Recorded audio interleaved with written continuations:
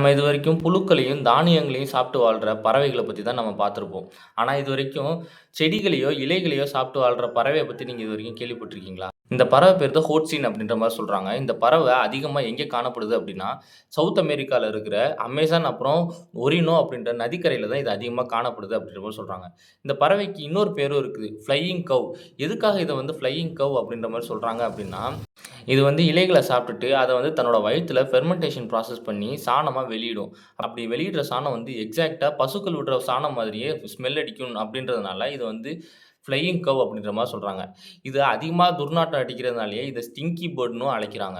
இந்த பறவைகளோட குஞ்சுகளுக்கு வந்து ஸ்பெஷலான ஒரு எபிலிட்டி இருக்கு. அது என்ன அப்படின்னா, இதுங்களோட ரெக்கைக்கு எட்ஜ்ல வந்து சின்னதா 2 நகங்கள் இருக்குமாம். இது எதுக்காக யூஸ் ஆகுது அப்படின்னா, இது நார்மலாவே தண்ணி ஓடுற பக்கத்துல இருக்கிற மரங்கள்ல தான் கூடு கட்டும். சப்போஸ் ஏதாவது பிரெடேட்டர்ஸ் வந்து இத வந்து அட்டாக் பண்ணுது அப்படின்னா, இந்த 2 குஞ்சுகளும் டக்குன்னு தண்ணிக்குள்ள குதிச்சுருமாம். அந்த பிரெடேட்டர்ஸ் போனதுக்கப்புறம் ரிட்டர்ன் கூட்டுக்கு வந்து ஏறுறதுக்கு இந்த 2 நகங்களையும் யூஸ் பண்ணி ஏறும் அப்படின்ற மாரி சொல்றாங்க. இந்த வகையான பறவைகள் அதிகமா எங்கே லொக்கேட் ஆயிருக்கும் அப்படின்னா, சதுப்பு நில காடுகள்லயும், நதியோரமா இருக்கிற மரங்கள்லயும் தான் அதிகமா காணப்படும் அப்படின்ற மாரி சொல்றாங்க. இது வந்து அதிகமா கூட்டங்களா தான் வாழும். தனித்தனியாலாம் வாழாது. அது மட்டும் இல்லாம இதுங்க வந்து பறக்கிற திறன் வந்து ரொம்பவே கம்மியா தான் இருக்கும். மேக்ஸிமம் மரங்களுக்கு இடையே வந்து தாவி தாவி தான் இது போகும் அப்படின்ற மாரி சொல்றாங்க. நெறைய வியூவர்ஸ் பார்க்குறீங்க. ஆனா சப்ஸ்கிரைப் பண்ண மாட்றீங்க. நீங்க பண்ற ஒவ்வொரு சப்ஸ்கிரைப்பும் எனக்கு ரொம்பவே மோட்டிவேட்டடாவும், அதே சமயம் அதிகமான கன்டென்ட் இது மாரி கிரியேட் பண்றதுக்கு ஹெல்ப்ஃபுல்லாவும் இருக்கும். So please do subscribe.